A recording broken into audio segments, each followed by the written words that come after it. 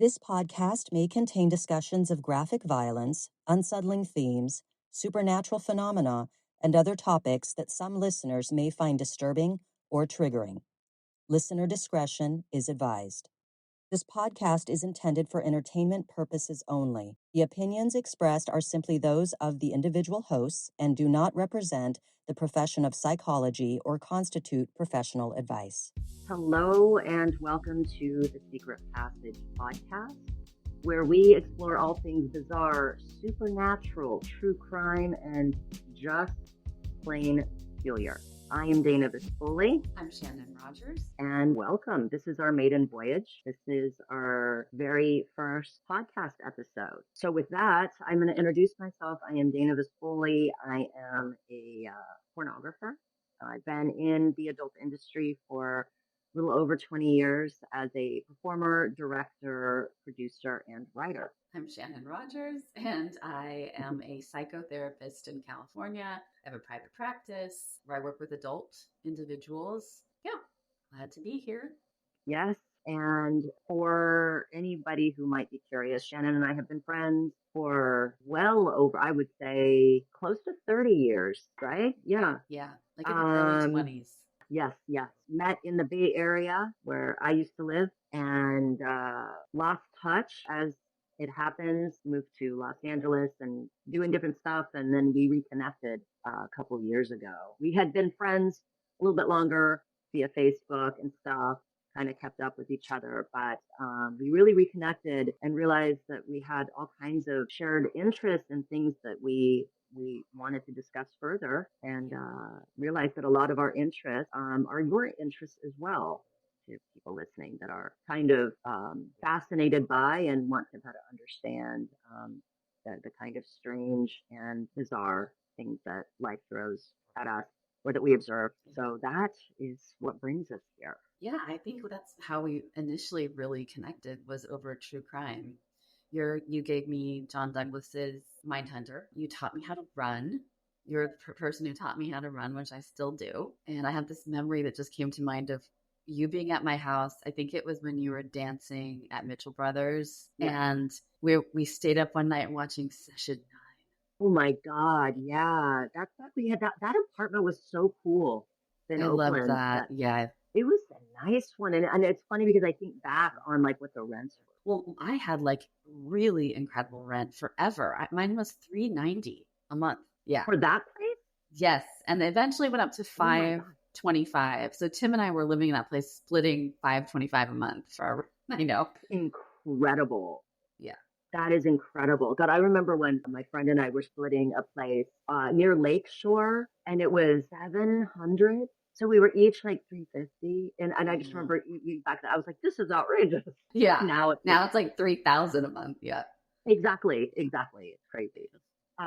So for our first episode, Shannon and I were discussing cases that stuck with us, and a case that sticks with me, the case of Kimball and the tragic events of August 10th, 2017. And this case is still so chilling and unbelievable, what happened. So without further ado, I'm going to go ahead and kind of get into the nuts and bolts of the case. Often in true crime, the murders overshadow the victims themselves, and the case of Kimball is no exception. The tragedy in this case, beyond the loss of her life and the loss endured by her friends and family, is the fact that her talent and what she was providing the world and what she still had yet to provide was cut short. She was a tremendously gifted journalist who focused on stories about people who were often underrepresented or misunderstood. She wrote extensively about social justice, identity, and foreign policy.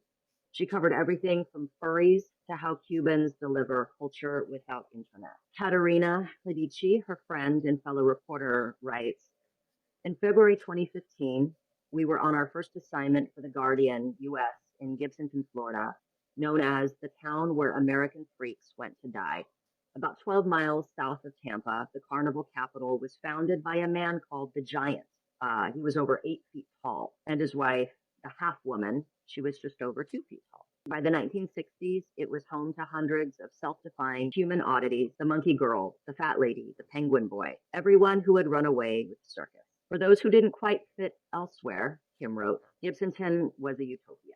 This was exactly the kind of story Kim liked to do. She had a soft spot for misfits, for places and people that did not conform and were frowned upon if they stood up for themselves. She made it her mission to learn from their perspectives, always trying to make the odd one out a little less odd. It's a situation where we talk so often about how the victims get overshadowed by what happened to them, that we want to make sure that everyone understands that the victims were human, and had so much to offer and gave so much. And in the case of Kim Wall, it's clear that she was really providing a voice, a loud voice for those that didn't have one. And I think that is something that sort of adds to the fact that it's hard to let go of her and what happened to her. Even though I never met her, in some ways I feel like she's somebody that I would have I could have gone to school with Mm-hmm. and looked up to. Mm-hmm. Um, It's tragic. and Yeah. so it's so tragic. It's so tragic. And that she was, you know, aside from being just enormously gifted and intelligent. I mean, she went to Columbia. She went to the London School of Economics. Like she just, I mean, she was obviously academically gifted, and then just incredibly ambitious and determined. Did you ever watch the investigation Danish show about the murder? You told me Um, about that, and I started it.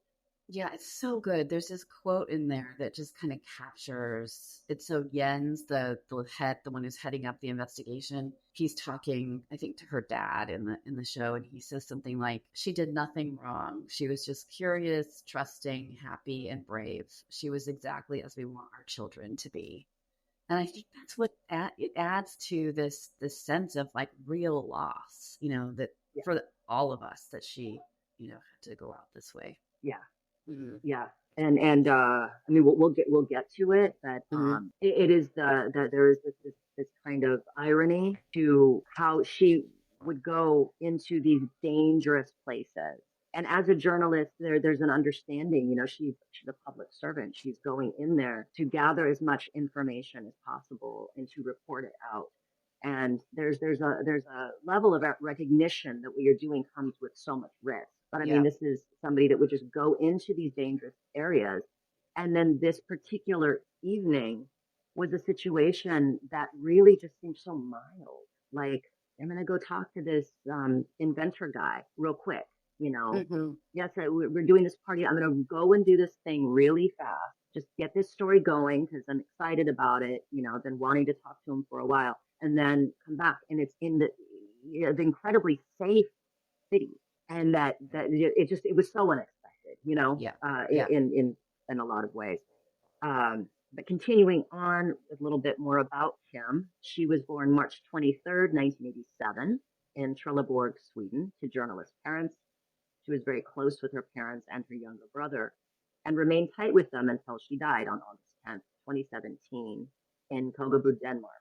Before getting into her murder and into her murderer, I just want to reiterate that her life meant so much to so many people, and that everyone should check out her writing online, so that I understand the impulse to like want to look at this case, but then to just also maybe it's a way to introduce.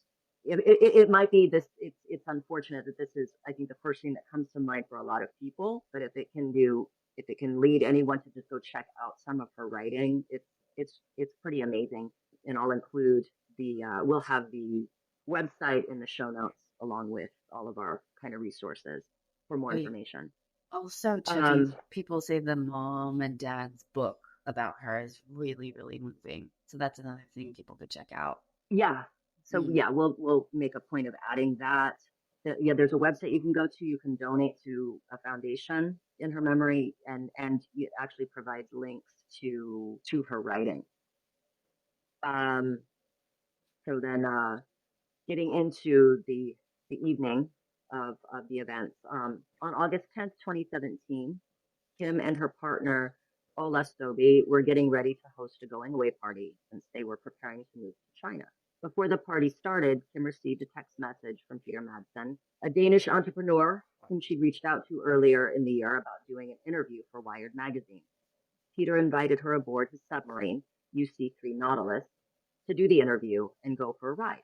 The whole thing was supposed to take maybe 2 hours. This interview was too good of an opportunity to pass up. So Kim agreed to meet Peter Madsen at 7 p.m. And there is that chilling video of Kim Ball and Peter Madsen waving goodbye from the opening of the submarine, the last image of her alive. Goosebumps pop up when I see it. Of course, Kim never returned home, and her boyfriend called the police just before 2 in the morning, which I can't even imagine. You know, he's just waiting and waiting and waiting, probably telling himself, oh, I'm worrying for nothing. What could possibly be wrong? Until it just keeps getting progressively later and later. He also called the Navy. So he called the police and the Navy, which was really smart because he knew they were in a water vessel. So, right. Right. There's not much the police can do just if they at the sub. Yeah, that is really smart. At first, the assumption was that something had happened to both Kim Ball and Peter Madsen because both of them, along with the submarine, didn't return. However, later the next morning, the sub surfaced in Kube, and Peter Madsen swam toward help as his sub rapidly sank to the bottom. He first insisted to authorities that he had dropped Kim off the night before, but when CCTV footage in the area where he'd supposedly dropped her off showed that that had never happened, he claimed that she had died from an accidental head injury after being struck on the head by a submarine hatch cover. He went on to say that he had released her overboard in a sort of burial at sea. After her dismembered remains were found, which were weighed down with metal pipe, Madsen was asked why he dismembered the body. He said, and this reveals so much about him, I had a very big problem. And what do you do when you have a very big problem? You cut it into smaller pieces. Ugh, total psychopath. Is that it's a psychopathic? Like, yeah. I mean, that's what they tell you when you're working on a project or something. But yeah, he's applying it to this heinous, considering her a problem that he needs to get rid of. Right. It's that dehumanization, right? It's already he was dehumanizing her, and then in the end, she became just a problem to be dealt with. And what's strange to me is the fact that he would say that to authorities as though that wasn't, he's not even trying to pass for normal at that point.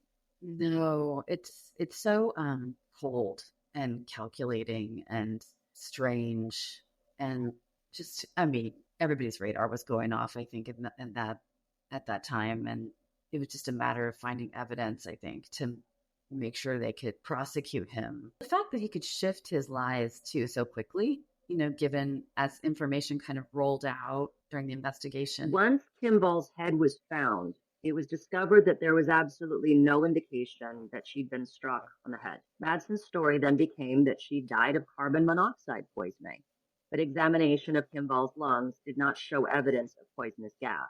Her torso showed multiple stab wounds, mostly in her groin. I should add that along with her remains, a knife and her clothing were also found in the ocean.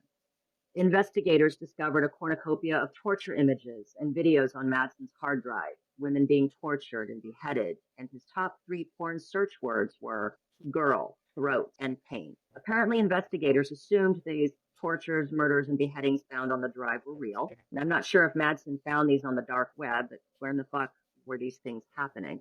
One thing that never comes up is that he's finding this stuff. So yeah, it's got to be like, yes, it is the dark web where you're going to find all this stuff. But where are these things happening that he's able to access these images? And I can't.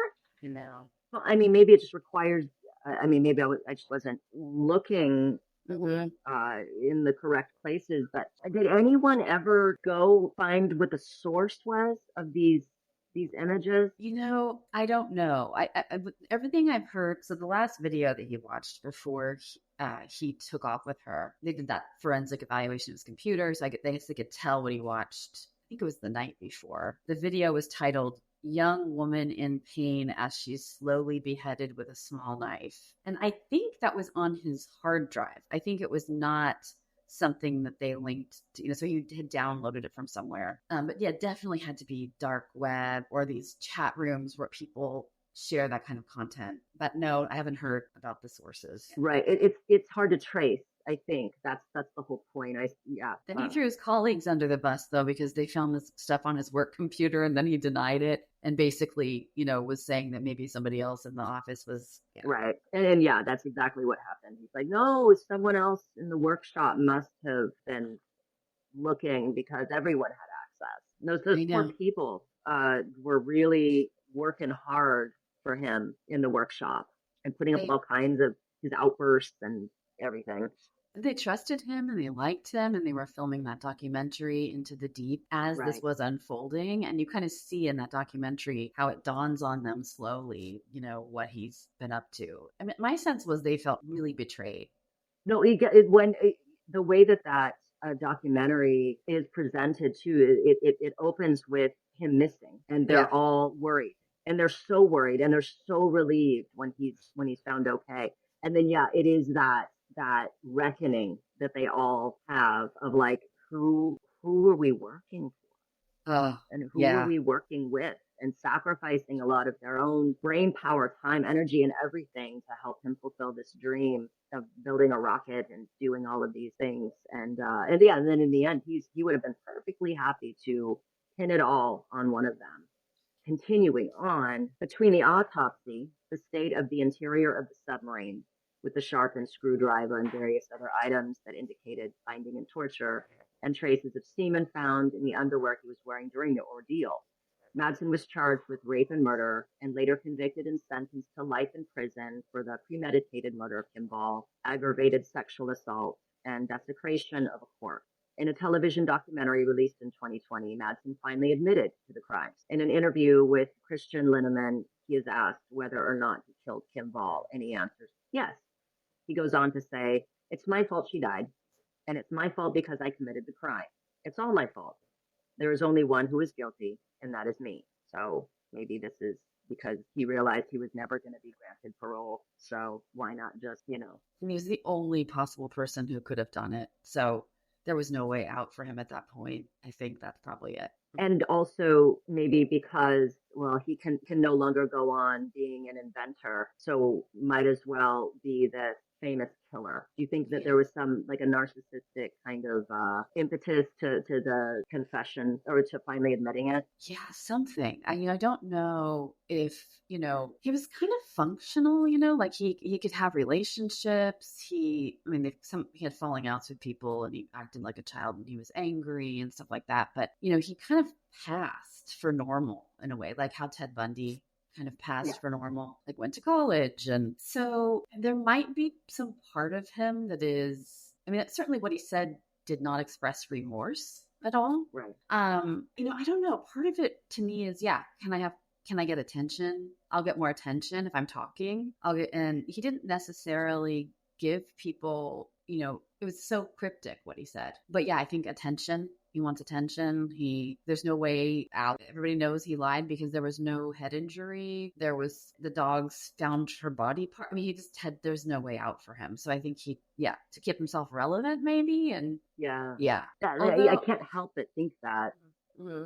Well, there's somebody, they did a documentary that we can't access in America, but there are all these like prison interviews with him. But I don't think he ever really comes clean about what actually happened. But I think we can all kind of have a sense of what happened. Yeah, exactly. So that brings us to, we will never know exactly what happened on board the submarine, but his computer search history and clear preoccupations paint an absolutely horrible picture.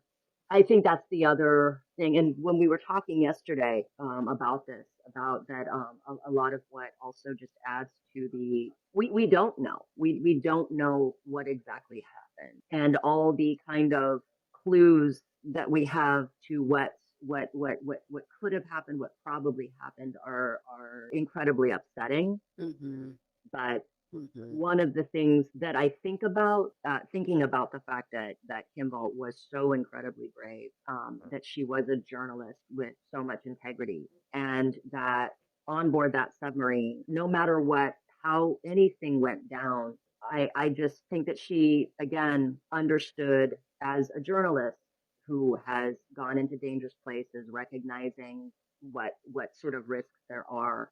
That indeed, even though it seemed so unlikely that she was in fact in danger, that this wasn't going to end well, and that she was brave, met this fate with just all of the courage, the integrity, and the goodness inside of her that she, that was all sort of present for her. If that was, if there's any kind of, again, I don't know what the appropriate word is. I'll think of it later. But Consolation, or yeah, if there mm-hmm. can be any kind Mm-hmm. of consolation, it is Mm-hmm. that she was a brave fucking journalist and woman. It's also, what is so crazy is how she was not handpicked. She was someone who said yes to the invitation to board that submarine, and that He he had been invited trying. several. He kept trying to invite people on board, and people were turning him down for, I don't know that it was that, I mean, various reasons, but he just wasn't having anyone interested in the trip. And then of course Kimball, because it was an opportunity to do a story. Mm-hmm. One thing that I get really angry with is when we were doing research on this, and I would go into some of these Reddit threads, a lot of victim blaming going on with, well, what did she expect? I don't understand that at all, especially considering her job. Yeah. Also, he was like a local celebrity. Mhm. It's like everybody knew where she was going. He was the only person going with her. The most dangerous part of that to me would have been being in a homemade submarine, not Yeah, thinking, that someone was, that he's a predator. She did have an inkling. She had a bit of a feeling of him being kind of weird. But given that situation, I mean, I would have gone if I really wanted the story. If I could yeah, tolerate going in a submarine, which I couldn't. But yeah. Yeah, exactly. I'm mm. so claustrophobic. I probably would have been like, can we just meet at a cafe and talk about the rockets? But yeah, local celebrity. Everyone knew. Yeah, everyone knew she was going on. Everyone on his end knew. There's the video. It's them waving. Her boyfriend saw her off. There's absolutely no reason to think that this person was going to murder her. Yeah. He stood to lose so much, and that is the thing too. You think the stakes are like, why would he throw it all away? Well, there was nothing to indicate that. There was nothing in his past. At best, he was eccentric. I mean, he was viewed as eccentric, maybe a little full of himself. But so were so many celebrities. So I don't think that is definitely, it's not fair. She'd done far more dangerous things in her past as a journalist. But yeah. So you had mentioned that, so that she had an inkling. What exactly was this inkling? Did she articulate it? She did. Well, that's what I've heard. I heard that she said to her boyfriend as soon as she got back from the initial. So she met with him at his, what's it called, studio or Workshop? whatever. Yeah, his workshop. And after that meeting, when she went to go home to check in with her boyfriend, with Oli. Is it Oli? Anyway, Ole. yeah, Ole. When she goes I to go looked up check the in with, pronunciation. yay, good. Let's try not to mispronounce anything on our show. It's so hard. Yeah. No, I will definitely. So she went to talk to him about it, and she said he thought he was a little weird, and I think that actually foreshadows that awful, terrifying text that she sent as they were going down in the submarine, which was, "I'm still alive, but I'm going down now." And that's some dark humor, but I feel like that's based on some kind of intuition, some kind of knowing, like, this guy's a weirdo. And, I do wonder about that. We talked about the gift of fear. And I think it's hard for us because of the way we're trained and taught, especially us women. What is a gut instinct versus a little bit of anxiety? And how to distinguish between those two and how to act on it when you do have it. And that's where people, I think, come in with the victim blaming, like, oh, she had a feeling. Why did she go? And well, given the other circumstances in that context, it would have made it feel a lot safer, sort of like, because of the eccentricity factor, the fact that he was known to be a little weird and a little unpredictable and a little ragey and, a lot ragey. Actually. But yeah, this story, I think, for me, really puts that like front and center, how do we as people listen to ourselves about that? And I don't think anything's perfect in this world, and we're all going to make mistakes around that. But I wonder though, because I think he had a lot of people leading up to this point who experienced him in that way, and I guess the word didn't get out, like it just didn't circulate how dysfunctional he was and how. And I don't know if that's because everything was compartmentalized and people adored him so much. Like we do kind of have that thing where we sort of let people off the hook who are quite narcissistic, explosive, if they've got a charming element to them, and if they seem like a mad scientist. He kind of got the mad scientist edit. Yeah. So he didn't seem dangerous. Yeah. I think that's the thing too, is there hadn't been, he was prone to like these rages, he's throwing things, and he's a genius, and you have to forgive this genius, He tried to play off as though he was brilliant, he built a submarine and he's building rockets, and then at the same time he could be so like affable and charming, like which you see a little bit of that in Into the Deep. Is he seems kind of like this, charming yet tempestuous, man who's just trying to change the world, and so we do let people like that off the hook. We forgive the people that we think of as making these big contributions, and then also with that ignoring the, writing off the gut instinct as of this, when is it genuine danger and when is it anxiety? When am I just being crazy? Which a lot of times as women we get that, and you're overreacting, you're just being crazy. And then in Kim Ball's case, I can't help but think that there are plenty of times as a journalist she's having to override any kind of anxiety or gut feeling, because that means that she's not going to go into these dangerous areas. She's not going to chase the story, and she has to be brave. Yeah. Coupled with the idea that it's like, what could possibly go wrong, aside from something bad happening within the submarine, like mechanically. Not that he's going to be the dangerous guy, right? He has a vested interest in making sure that the submarine reemerges and that they both get out safely. There's no way. I don't think there's any way anyone could ever imagine that this would happen. And you're making me think about Noah. Did you know Noah? He's a Pulitzer Prize winning photographer. He works for the Associated Press, and he's been doing, you can see his portfolio online, he's been doing all the California fires. So he literally runs into the fire.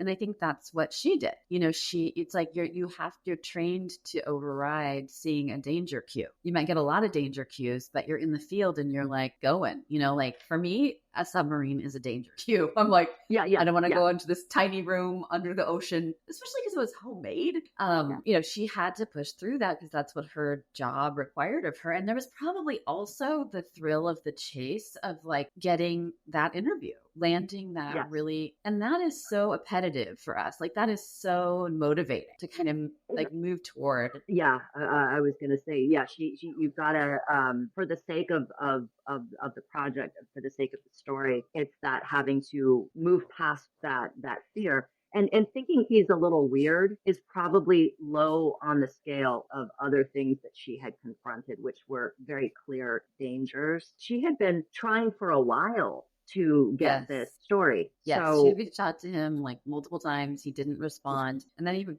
I think this also adds to the tragedy piece, is that this was a day before she was leaving to China. And, she could have easily ignored the phone call, or there are all these ways that this could have been avoided, but he called on that day when she was almost out of reach. Oh, yeah, if only. And then there's the other piece, which if it hadn't been Kim Ball, it was only a matter of time.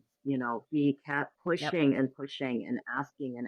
And then there's Into the Deep, there's that one girl that was working in his workshop, and there was some disturbing text to her. It is so chilling to see her in the documentary as she's realizing, shit, if it hadn't been Kim Ball, it could have been me, because he kept suggesting, hey, and she wasn't turning him down. She was saying, yes, later, sometime in the future, I'll go on the submarine, or she can kind of indicate that was something she was open to in the future. But he had his, Kim Ball presented herself at that point. So disgusting and disturbing because I mean I heard that her nickname when she was a little girl was Snuggles.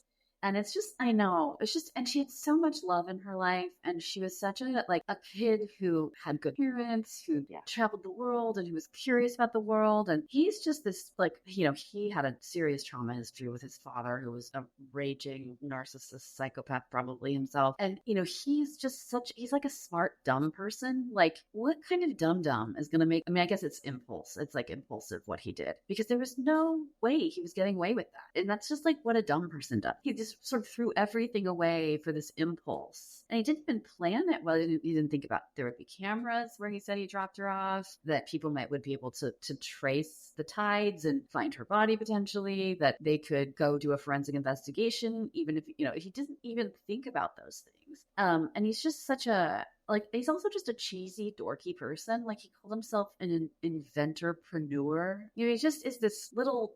People didn't like him really. They worked with him and maybe thought he was charming, but he wasn't. He was not lovable. He was just this sort of shell of a person, like hell bent on beating his. Did you know he set up his workshop right across the way from his old partner's workshop instead of just to compete and to be annoying. There's Wow. just it's like I can think of no greater contrast in people. Like this wonderful it almost reminds me of like Bambi, like when you see this innocent deer in the woods and this terrible thing happens to them. It's just this force of anyway he's just a dark force. Yeah, I was thinking about that, and I know that we've had this discussion before. I guess he was diagnosed, during the trial, all that kind of thing, that he was diagnosed narcissistic psychopath. And I know that, and you've told me that it's tricky in terms of, psychopath, sociopath. But I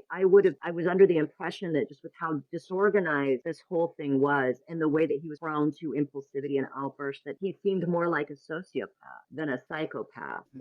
What would be the reasoning for considering him a narcissistic psychopath versus a narcissistic sociopath? Yeah, we've had this. We should have a total episode on this. Yeah, no, it's. I think what's interesting is I think people are out there trying to make distinctions around this, but officially, according to the DSM, the Diagnostic and Manual for Psychology, there is no psychopath diagnosis and there is no sociopath diagnosis. There's a narcissistic personality and there's antisocial personality, and so I think that sociopathy, psychopathy, that all fits in antisocial personality, and then narcissism. I've heard people say, on a spectrum, you've got narcissism is on that spectrum, and it's less. But we should look this up again because there was a study someone did, and they made all these really cool distinctions, like between a psychopath and a sociopath, and then different kinds of sociopaths. So some sociopaths are motivated, or maybe it's a psychopath. Sorry, but sorry everyone, we're not experts, but we will. We're just trying to figure it out.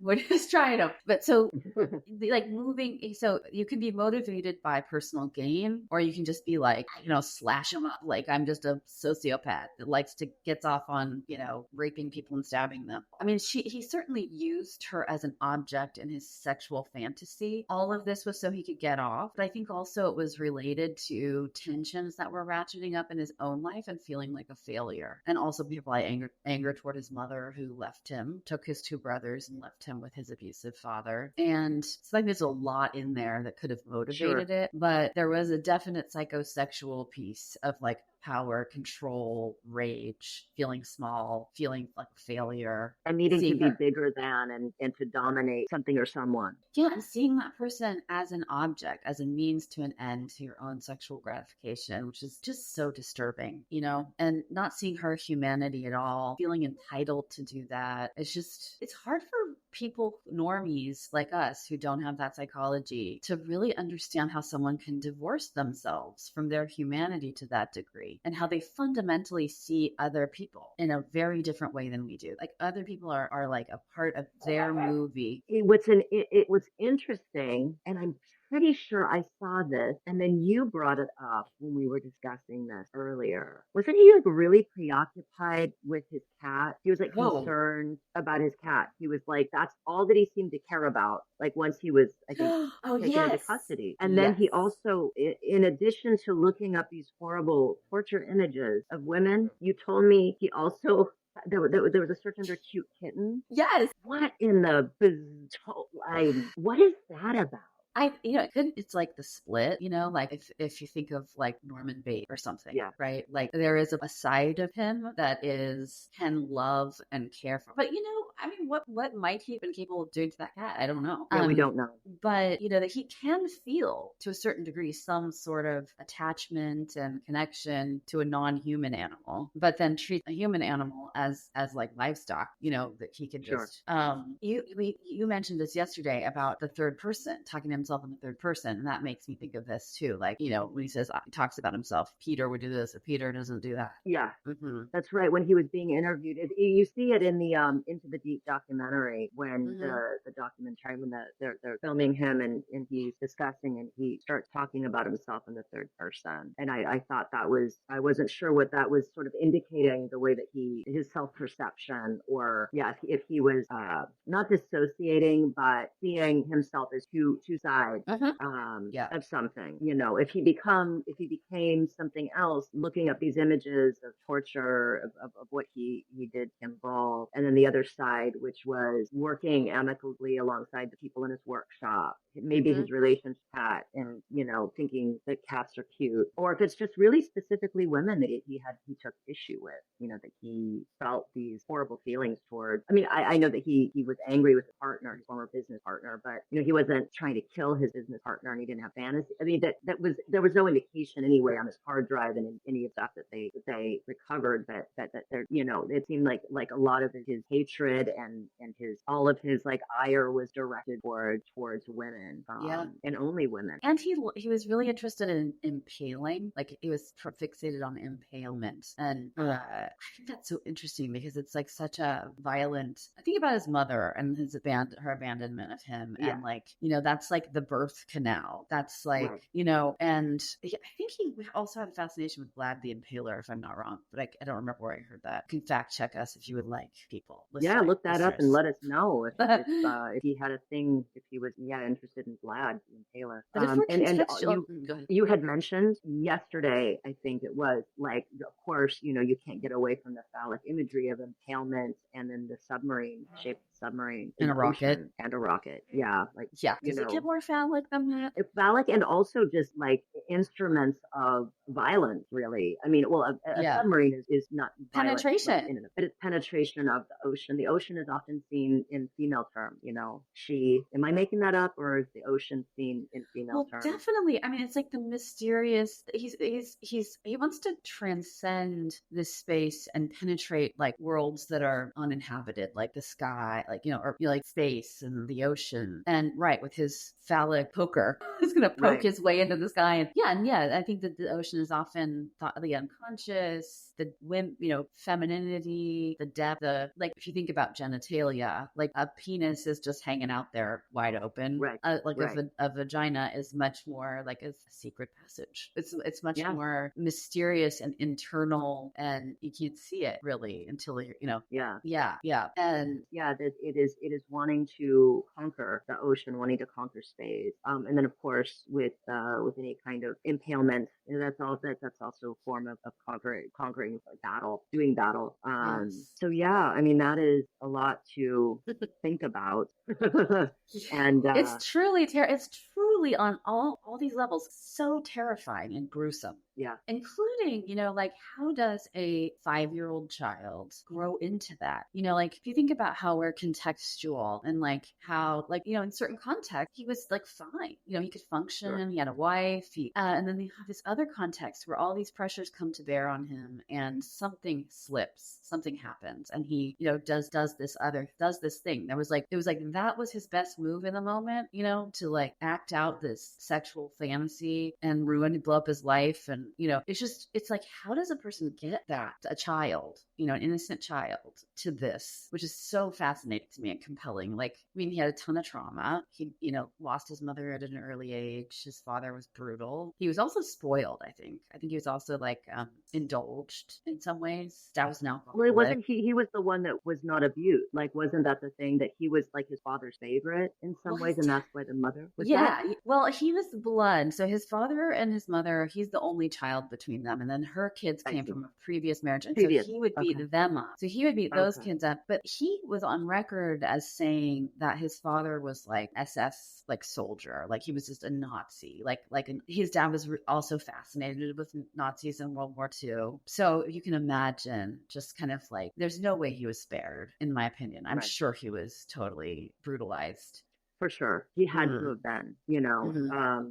It is interesting. You look at someone like him with that. I mean, and that this is like the endless question that kind of has also inspired this podcast and being able to have these discussions is the how and the why. Peter Madsen, but then there's also someone like Jeffrey Dahmer, who, I mean, there are plenty of people that grow up and suffer abuse and loss that don't go on to commit these heinous crimes. To What eat is it? Is it, people. yeah, exactly, the cannibalism, the trying to turn someone into like a living zombie or whatever? Like, it is the nature versus nurture, I guess, kind of discussion. Like what is inherent? What brings that out in some and not others? Is it something in the brain Yeah, they say coupled what's, with? yeah, it's so interesting. It's so complex, right? Like, we can Yeah, never tease it all apart. It's like you can do a rough outline and say, oh, yeah, I can see how that, like, it's less surprising to me. If he had like a normal child, quote unquote, like whatever a normal is, but if he had if he had the kind of parents that Kim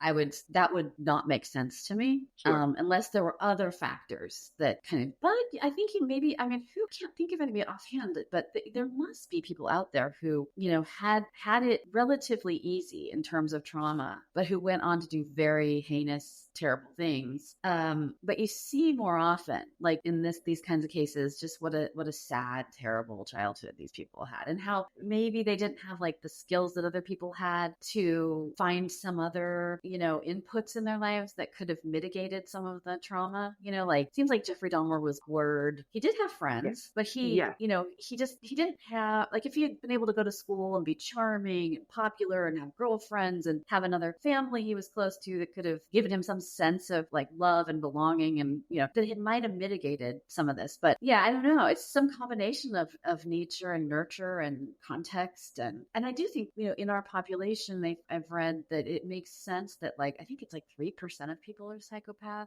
It makes sense, I guess, if that it would be in our population if you think about evolution, that Sure. there was a function for people that were willing to just, like, who just didn't have any fear, didn't have any empathy. They could like go to war and just, I think it makes sense that they exist in the population. I'm rambling, but there's No, some it's combo. it is really interesting, and that there is like a shared characteristic of these people, including Peter Madsen, is a clear lack of empathy, an Mm-hmm. inability to feel empathy, which of course makes sense, and then Mm-hmm. a fascination with suffering and causing pain and suffering. And maybe like constant state of under arousal, like they're under aroused, their nervous systems. It takes a lot. I remember a professor telling me this. He had done work with somebody who was doing research on psychopaths. And he said that our like a normie's nervous system, if you plunge your hand into like a bucket of ice, your heart rate will go up and all kinds of things will change for you physiologically. But if somebody's a psychopath and they do the same thing, nothing changes. So they're just walking around Interesting. the world. And like with extroverts, introverts, similar. Like extroverts are running around most of the time kind of understimulated. So if they stay home and they're watching TV or reading a book, it's like not satisfying to them. They need more stimulation. Introverts are constantly overstimulated. So and so I think it's just could be that too. It's like it takes a lot more for them to like feel something, just like Right. regular sex is not going to cut it for them. They need to have some element of something else, like murder. Right, and unsurprisingly, Peter Madsen was very preoccupied with like the BDSM kind of community and going to places to kind of watch. From what I read, he would go to these places and he would just be really weird and clinical and just observe. It's not even like that he wanted to, he just wanted to watch. So a lot of things were kind of setting the stage for this terrible thing to happen. But are there trying to think of a good way to kind of wrap this up? Or, I mean, I'm just going to say it. I mean, we'll have it in the show notes, but you can go to International Women's Media Foundation. The website is iwmf.org, and find a lot of resources there on Kim Ball specifically. And then Undercurrent is a great documentary. Into the Deep, also a great documentary. And then that show that's based on Kim Ball, The Investigation. It's All of really these sweet.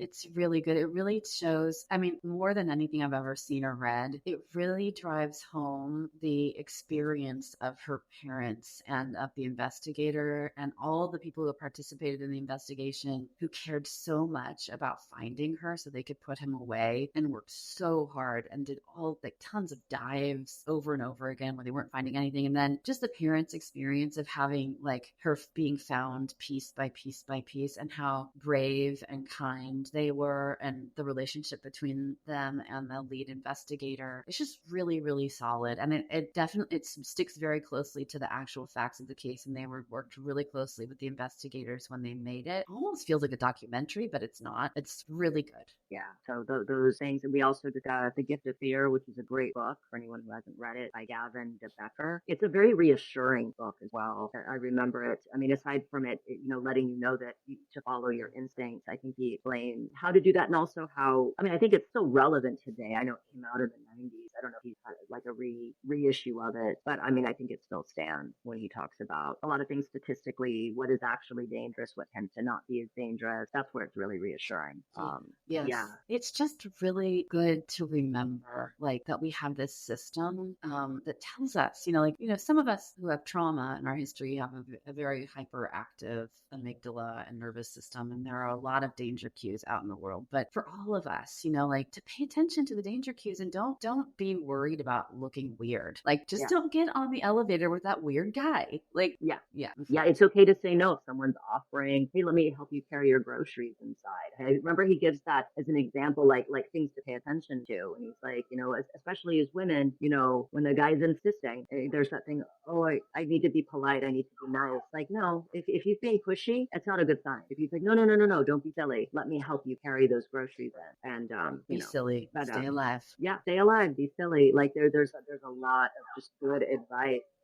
Okay. I guess that's our cue. Yes, I think that is our cue. This was our first episode. I'm so happy that we did this, that we had this discussion. And so follow us, subscribe to our Patreon, follow us on X, follow us on Instagram, like us, and please get the word out. If you enjoyed the podcast, please share with all. Please be nice to us, because this is our first episode. Yeah, be patient with us. And we hope that the gods grant you safe passage the rest of your week.